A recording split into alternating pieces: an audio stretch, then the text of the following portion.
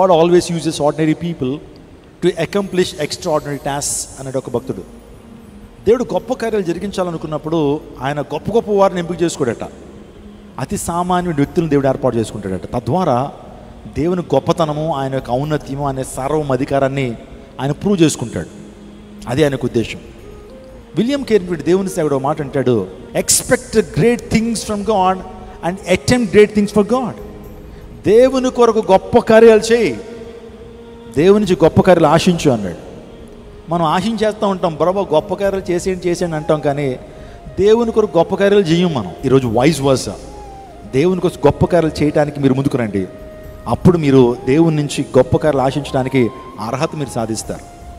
దేవుని కోసం నువ్వేం చేయు, దేవుని కోసం సువార్త ప్రకటించు, దేవుని కోసం నడవు, దేవుని కోసం చెమట కార్చు, దేవుని కోసం ప్రయాసపడవు, కానీ ప్రభువా ఆశీర్వాదాలన్నీ మెండుగా నా మీద వచ్చేయాలి నాయన. చాలా సందర్భాలు చెప్తాను కదండి, వర్షాల్లాగా దేవుని ఆశీర్వాదాలు వచ్చేయాలనుకుంటాం. షవర్స్ ఆఫ్ బ్లెస్సింగ్, దేవుని ఆశీర్వాదాలు మన మీద వర్షంలా కురిచిపోవాలనుకుంటాం. వర్షం వస్తే దేవుని మందిరానికి రాం. ఒక 40 డిగ్రీలు ఉష్ణోగ్రత ఉంటే కనుక మనం దేవుని మందిరానికి రాం. మరి ఏది దేవుని కోసం ఏ టైం చేస్తున్నావు నువ్వు, దేవుని కోసం ఏ కార్యాలు చేస్తున్నావు? నేను చెప్తున్నాను, దేవుని కోసం గొప్ప కార్యాలు అటెంప్ట్ చేసినటువంటి వారే గొప్ప కార్యాలు పొందుకుంటారు. విలియం కేరీ అనేటువంటి దైవజనుడు మనందరికీ తెలుసు. ఇంకెవరైనా తెలియనిటువంటి వారు ఉన్నారని, విలియం కేరీ భారతదేశానికి ది బెస్ట్ మిషనరీ అని చెప్పుకోవచ్చు అండి. మీరు చూస్తున్నారు, ఈ వ్యక్తి అసాధారణమైన కార్యాలు ప్రభు కోసం చేశాడు. ఈ వ్యక్తే చెప్పాడు ఆ విషయాన్ని, దేవుని కోసం గొప్ప కార్యాలు చేయండి, గొప్ప కార్యాలు ఆశించండి అని ఈ దైవజనుడు చెప్పాడు. తన జీవితాన్ని మనం ఆలోచన చేస్తున్న విలియం కేరీ 1761లో ఆయన జన్మిస్తాడు. ఆయన ఇంగ్లాండ్ దేశంలో పుట్టినప్పుడు దేవుని సేవకుడు ఎవరు భారతదేశానికి వెళ్ళి భారతదేశాన్ని వెలిగిస్తారో, అనేక సాంఘిక దురాచారాలు ఉన్నాయి, సోషల్ ఈవిల్స్ ఉన్నాయి. అప్పుడే భారతదేశంలో భయంకరమైనటువంటి సాంఘిక దురాచారాలు, అది కులతత్వం కావచ్చు, మనువాదం అనేటువంటి భయంకరమైనటువంటి ఆ వాదం భారతదేశంలో ఉంది. ఒకళ్ళు ఎక్కువ ఒకళ్ళు తక్కువ, అణగారిన ప్రజలను ఇంకా అణగార్చి వారి జీవితాలతో ఆడుకునేటువంటి పెత్తందారి వ్యవస్థను కలిగి నడిపిస్తున్నటువంటి వారు ఉన్నారు. ఆ తర్వాత వితంతు వివాహాలు, బాల్య వివాహాలు, ఇంకా చెప్పాలంటే సతీ సహగమనం, జోగిని వ్యవస్థ, ఈ వ్యవస్థలన్నీ కూడా ఉన్నాయి భారతదేశం. అనేక మంది ఇబ్బంది పడుతున్న టైంలో సత్య సువార్తను ప్రకటించడానికి ఎవరు వెళ్తారు అన్నప్పుడు విలియం కేరీ ఆ చివరి నుంచి నేను వెళ్తాను సార్ అనగానే ఆ దైవజనుడు అన్నాడట, shut your mouth and SIT down అన్నాడట. నోరు మూసుకుని కూర్చోరా అన్నాడట. నీ వాలకం చూసుకున్నావా, లేకపోతే నీ శరీర దారుడిని చూసుకున్నావా? ఒకవేళ దేవుడే భారతదేశాన్ని రక్షించాలనుకుంటే నువ్వు కాకుండా ఎవరన్నా పంపి రక్షిస్తాడు, కానీ నువ్వు నోరు మూసుకుని కూర్చోన్నాడట. కానీ తనలో ఉన్న ఆశ, ప్రభు కోసం వాడబడాలని ఆశ. భారతదేశానికి బయలుదేరాడు, వాడు వెళ్ళిపోతుంటే వాడెక్కాడు. ఆ వాడ ప్రయాణంలోనే బెంగాలీ భాష రాయటం, చదవటం, రాయటం అన్నీ నేర్చేసుకుని అర్థం చేసుకోవడం నేర్చుకున్నాడు. దిగ్గానే బెంగాలీ మాట్లాడాడండి. అంత రోషం ఉంది అతనిలో. 32 భాషల్లో బైబిల్ని తర్జుమా చేశాడు. మొట్టమొదటి ప్రింటింగ్ ప్రెస్ను ప్రారంభించాడు. అనేక గ్రంథాలని, బైబిల్తో పాటు అనేకమైన వేదాలని సంస్కృత భాష నుంచి అనేక భాషలకు తర్జుమా చేసినటువంటి వాడు విలియం కేరీయే. ఫస్ట్ యూనివర్సిటీని భారతదేశంలో ప్రారంభించినటువంటి వాడు సెరంపూర్ యూనివర్సిటీ. ఆ తర్వాత ఫస్ట్ న్యూస్ పేపర్ని యొక్క భారతదేశంలో ప్రారంభించిన వాడు ఆ సమాచార దర్పణ్ అనేటువంటి ఆ న్యూస్ పత్రికను ప్రారంభించింది ఈయనే. ఎందుకంటే ప్రజలకి అవేర్నెస్ కావాలి, సమాజంలో ఏం జరుగుతున్నాయో విషయాలు తెలియాలి, కాబట్టి న్యూస్ పత్రిక కావాలని భారతదేశంలో మొట్టమొదటి న్యూస్ పత్రికను ప్రారంభించిన వాడు ఈయనే. అంత మాత్రమే కదా, ఆ టైంలో విలియం బెంటిక్ అనేటువంటి ఆ యొక్క బ్రిటిష్ గవర్నర్ జనరల్తో మాట్లాడి రాజా రామ్మోహన్ రాయ్ అనేటువంటి సాంఘిక సంస్కృతతో ఆయన చేతులు కలిపి ఎంతో కృషి చేశాడు. బాల్య వివాహాలని, ఆ తర్వాత సతీ సహగమైనటువంటి సాంఘిక దురాచారం రూపమాపడంలో ప్రముఖ పాత్ర వహించినటువంటి వాడు ఎవరో ఈ విలియం కేరీ. దేవుడు అతి సాధారణమైనటువంటి వ్యక్తి. అతనికి అందచందాలు లేవు, ఏమంటే ఒక 6 ప్యాక్ బాడీ ఏమీ లేదు, చాలా పొట్టిగానే ఉండేటువంటి వాడు. కానీ దేవుని కొరకు గొప్ప కార్యాలు జరిగించాడు. అవును, దేవుని యొక్క ఉద్దేశం ఏంటంటే, దేవుని యొక్క మైండ్ సెట్ ఏంటంటే, ఆయన అతి సాధారణమైన వ్యక్తులను ఉపయోగించుకుని గొప్ప కార్యాలు చేస్తాడు. ఆయన సాధారణమైన వ్యక్తులను ఉపయోగించుకుని, సాధారణమైన పరికరాలను ఉపయోగించుకుని, సాధారణమైన పదార్థాలను ఉపయోగించుకుని ఆయన గొప్ప కార్యం చేస్తాడు. ఈరోజు అలాంటి సందేశాన్ని మీకు ఇవ్వాలనుకుంటున్నాను. నువ్వు ఎప్పుడు అనుకోవద్దు, నేను దేనికి పనిచేయను పాస్టర్ గారు, నాకు బలం లేదండి, వయసు పెరిగిపోతుంది, నా ఒంట్లో ఆరోగ్యం సరిగ్గా లేదు, మా కుటుంబ నేపథ్యం సరైనది కాదు. ఇంకేమనొస్తులు చాలామంది, అన్న నేను తెలుగు మీడియం అన్నా, ఈ పోటీ ప్రపంచంలో నేను రాణించలేకపోతున్నాను, నేను జిల్లా పరిషత్ హై స్కూల్ నుంచి వచ్చాను, నేను ఈ కాంపిటేటివ్ వరల్డ్లో నేను పోటీ పడలేకపోతున్నాను అని రకరకాల ఎక్స్క్యూజెస్ నువ్వు చెప్పొచ్చు. కానీ ఒక మాట, నీ జీవితాన్ని ప్రభువుకు సమర్పించు, నీ చిన్న జీవితాన్ని ప్రభువుకు సమర్పించు. దేవుడు నీ జీవితాన్ని విలువ కలిగిందిగా మారుస్తాడు. ఆయన యేసయ్య చేతిలో 5 రొట్టెలు 2 చేపలు పెట్టారు. ప్రభు దాన్ని ఏం చేశాడు, విరిచి ఆస్వాదించినప్పుడు ఎన్ని వేల మంది భోజనం చేశారు ఆ రోజున? For almost 20,000 people.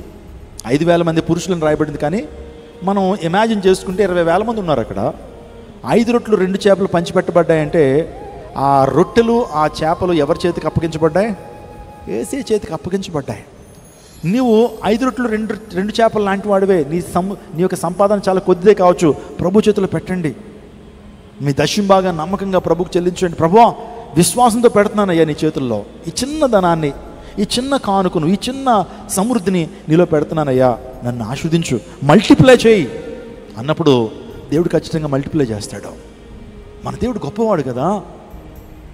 గాబ్రియల్ దూత మరియతో అంటుంది, all things are possible with God. మరి అంటుంది, కన్యక ఏ విధంగా జన్మనిస్తుంది ఒక కుమారుడికి? కన్యక గర్భవతి అవటం ఇట్స్ హైలీ ఇంపాసిబుల్ కదా. సైన్స్ ఒప్పుకోదు, ప్రకృతి ధర్మాలు ఒప్పుకో, సైంటిఫిక్ లాస్ ఒప్పుకో. మరి ఎలా సాధ్యం? అసలు మిరాకల్ అంటే అర్థం ఏంటి ఏమండి? అద్భుతం అంటే అర్థం ఏంటంటే సైంటిఫిక్ లాస్కి అగైన్స్ట్గా వర్క్ చేసేది. భూమికి కొన్ని ధర్మాలు ఉన్నాయి కదా, భూమికి కొన్ని ధర్మాలు ఉన్నాయి. అందులో ప్రాముఖ్యంగా చెప్పాలంటే అయస్కాంత ధర్మం, గ్రావిటీ అంటే గురుత్వాకర్షణ శక్తి. గురుత్వాకర్షణ శక్తి ఖచ్చితంగా ఒక వస్తువు పైకి వేస్తే మళ్ళీ కిందకు పడుతుంది, అర్థమైందో? కానీ ప్రభు గురుత్వాకర్షణ శక్తిని కూడా ఆయన దాన్ని బ్రేక్ చేసి, ఆయన ఆరోహణం వాస్తవానికి సైంటిఫిక్ లాస్ ఒప్పుకో. ఒక మనిషి అలా గాల్లోకి పైకి వెళ్ళిపోవడం అనేది అసాధ్యం. కానీ ఇదే కార్యం మరలా జరగబోతా ఉంది. యేసు ప్రభు రెండోసారి లోకానికి వచ్చినప్పుడు ఆ రహస్య రాకడ, ర్యాప్చర్, ఆ ర్యాప్చర్లో సంఘము యేసు ప్రభు రక్తం చేత కడగబడిన ప్రతి ఒక్కరు కూడా మనము మహిమ దేహాలు ధరించి ఆ పరలోక రాజ్యానికి, లేకపోతే దేవుని యొక్క సముఖానికి ఏమవుతాం? మనం ఒక పక్షి వల్ల ఎగిరిపోతాం. అంటే చాలామంది నమ్మరు, ఎలా అంటే ఎలా సాధ్యమని అంటారు. కానీ మనుషుల వల్ల అసాధ్యమైన దేవుని వల్ల సాధ్యము. స్తోత్రం చెప్పండి, hallelujah. There is nothing impossible with God. దేవునికి అసాధ్యమైంది ఏది లేదు. ఉడికిన శారా గర్భాన్ని దేవుడు తెరిచారు. ఎండిన ఎడారిలో నదులను దేవుడు ప్రవహింపజేశాడు. ఎండిపోయినటువంటి ఆ లోయలో అన్ని అస్థి పంజరాల్లో దేవాదేవుడు జీవాన్ని నింపి అవి నిజంగా శరీరాన్ని ఆతో రక్తమాంసాలు ధరించి గొప్ప సైన్యంగా మార్చబడ్డాయి. దేవునికి అసాధ్యమైంది లేదు. 4 దినాలు సమాధిలో ఉన్నటువంటి లాజరును పైకి లేవనెత్తాడు. ఆకాశం నుంచి దేవాదేవుడు రెడీమేడ్ ఆహారం పంపించాడు, అదే మన్నా. పగలు మేఘస్తంభాన్ని, రాత్రి అగ్నిస్తంభాన్ని ప్రభు వేశారు. దేవునికి అసాధ్యమైంది లేదు. గాబ్రియల్ దూత మరియతో చెప్తుంది, లూకా 1:37 ఇంటికి వెళ్ళిన తర్వాత చదవండి మీరు. ఇంకొక మాట మత్తయి సువార్త 19:26 with man this is impossible, but with God all things are possible. మనుషుల వల్ల అసాధ్యమే, మనుషులు కొన్ని కార్యాలు చేయలేరు, కానీ దేవుని వల్ల సమస్తం కూడా సాధ్యము. All things are possible with God. దేవుడు చేసిన అద్భుతాలు, దేవుడు చేసినటువంటి కార్యాలను బట్టి, యేసయ్య చేసినటువంటి కార్యాలను బట్టి ఆయన సార్వభౌమ అధికారం ఈ సృష్టి మీద కలిగి ఉన్నాడనే విషయం మనకు అర్థమవుతుంది. యేసు ప్రభు వారికి సార్వభౌమ అధికారం. Is the God having authority over everything. చూడండి, ఈ మహాశక్తిని, గొప్ప దైవిక శక్తిని, ఇంకో మాటలు చెప్పాలంటే బలమైన శక్తిని ఏమంటారంటే డునామిస్ అంటారు. ఏమంటారు? అందరూ చెప్పండి ఒకసారి, ప్రక్కన వారు తిరిగి. డునామిస్ అంటే, డునామిస్ అంటే అర్థం ఏంటంటే బలమైన శక్తి అని అర్థం. బలమైనటువంటి ఆ యొక్క శక్తి అని అర్థం. డునామిస్ అంటే గ్రీకు పదం డునామిక్స్, బలమైన పని. ఈ మాట చెప్పండి, బలమైన పని, శక్తివంతమైన పనిని ఏమంటారు? డునామిస్ అంటారు. ప్రభు మన జీవితంలో ఆ డునామిస్ పవర్ని రిలీజ్ చేస్తాడు ఆయన. అంటే ఉడికిన శారా గర్భం తెరవబడిందంటే అక్కడ ఏ పని పనిచేస్తుంది? దేవుని పని పనిచేస్తుంది. దాన్ని డునామిస్ అంటారు. ఎర్ర సముద్రం 2 పాయలు ఏంటంటే అక్కడ ఏం పనిచేస్తుంది? డునామిస్. ఆయన అధికారం కలిగినటువంటి వాడు. ఆయనకి సర్వం మీద అధికారం ఉంది. Is the God having authority. Is the God who is having authority over everything. ఆయనకి సమస్తం మీద అధికారం. దాన్ని అధికారాన్ని ఎక్సోసియా అంటారు గ్రీకు భాషలో. నా ప్రియ దేవుజనాగమా, దేవుడు అసాధ్యాన్ని సుసాధ్యపరచగలడు. Praise God. మీకు సంతోషంగా అనిపించట్లేదా? Is the God who makes impossibilities into the possibilities. ఆయన అసాధ్యాన్ని సుసాధ్యపరుస్తాడు. ఇది అసాధ్యం అనుకుంటావు, కానీ దేవుడు సాధ్యపరుస్తాడు. దేవుడు అద్భుతాలు చేసేటువంటి దేవుడు. ఆయన డైనామిక్స్ పవర్ని మన జీవితంలో రిలీజ్ చేసేటువంటి దేవుడు. నీ కన్నీటిని తోడటానికి ఆయన డైనామిక్స్ పవర్ని యూజ్ చేస్తాడు. నీ జీవితంలో కార్యం జరిగించడానికి డైనామిక్స్ పవర్ని యూజ్ చేస్తాడు. నీకు బిడ్డలను ఇచ్చే విషయంలో దేవుడు కార్యం జరిగిస్తాడు. డాక్టర్ వల్ల అసాధ్యం, డాక్టర్ వల్ల అసాధ్యం. ఏమండి, ఈ స్త్రీ గర్భవతి అవడం అసాధ్యం అండి. ఎందుకంటే ఈ స్త్రీకి ఓవరీస్ ప్రాబ్లం ఉంది, థైరాయిడ్ ఉంది, పీసీఓడి ఉంది అని చెప్పి డాక్టర్ డిక్లేర్ చేస్తాడు. కానీ అలాంటి రిపోర్ట్స్ ఉన్నటువంటి వారు మన సంఘంలో కొన్ని పదుల సంఖ్యలో అనేక మంది ప్రెగ్నెన్సీని పొందుకున్నారు. స్తోత్రం చెప్పండి, హల్లెలూయా. ఏంటది? That's the power of dynamics. దేవుడి కార్యాలు జరుగుతాయి, వీటిని మనం నమ్మాలి. పాత నిబంధన అంతా కూడా దేవుని వాక్యం అంటే అద్భుతాల పొట్ట అని చెప్పొచ్చు. దేవుని వాక్యం అంటే ఏంటి? దీనికి ఒక పేరు పెట్టాలని, అద్భుతాల పొట్ట. ఇందులో అన్ని అద్భుతాలు ఉంటాయండి. ఆది కాడి నుంచి ప్రకటన వరకు every word is a miracle. Every instant మనం చూస్తున్నప్పుడు అది డైనామిక్స్ పవర్ మనం చూస్తూ ఉంటాం. ఈ రోజున దేవుడు చిన్న వాటిని ఉపయోగించుకుని పెద్ద కార్యాలు చేస్తాడు. చిన్నవాడివే నువ్వు, కానీ నీ ద్వారా గొప్ప కార్యాలు ప్రభు జరిగిస్తాడు. నువ్వు చేసేటువంటి చిన్న పనే, కానీ అది పెద్ద ఇంపాక్ట్ని తీసుకొస్తుంది. స్తోత్రం చెప్పండి, హల్లెలూయా. నువ్వు చెప్పే చిన్న సాక్ష్యమే, కానీ అనేక మంది హృదయాల్లో కార్యం జరిగిస్తుంది. నువ్వు చేసేటువంటి చిన్న వీడియోయే, నువ్వు చేసే చిన్న రీలే, కానీ అనేక మంది ఇంపాక్ట్ చేస్తుంది. అందుని బట్టి little things make big difference అంటారు. ఏమంటే చిన్న చిన్న కార్యాలు కూడా పెద్ద డిఫరెన్స్ని తీసుకొస్తాయి. ఎప్పుడు చిన్న చిన్న అని చెప్పి విడిచిపెట్టేయడానికి వీల్లేదు. చిన్నోడే కదా అనుకుంటాను. కొన్ని సందర్భాల్లో చిన్నపిల్లలు నా దగ్గరకు వస్తుంటారు, వాళ్ళతో కూడా మాట్లాడతానండి నేను. ఇంటికి ఎవరైనా చిన్నపిల్లలు వచ్చారంటే ప్రభు నాతో ఏం మాట్లాడు తెలుసా? వీడు చిన్నోడే, కానీ పెద్ద అయిన తర్వాత ఇప్పుడు కనుక వాడిని పట్టుకోకపోతే పెద్ద అయిన తర్వాత వీడు ఏదైనా పాజిటివ్ ఆర్ నెగిటివ్ క్యాండిడేట్గా మారిపోతాడు. అయిపోతే ఒక సమాజానికి మేలుకరంగా ఉండేటువంటి దేవుని బిడ్డగానే మారతాడు, లేకపోతే టెర్రరిస్ట్గానో, లేకపోతే ఒక భయంకరమైన వ్యక్తిగానే మారతాడు. కాబట్టి సో చిన్నపిల్లల్ని ఏనాడు నెగ్లెక్ట్ చేయడానికి వీల్లేదు.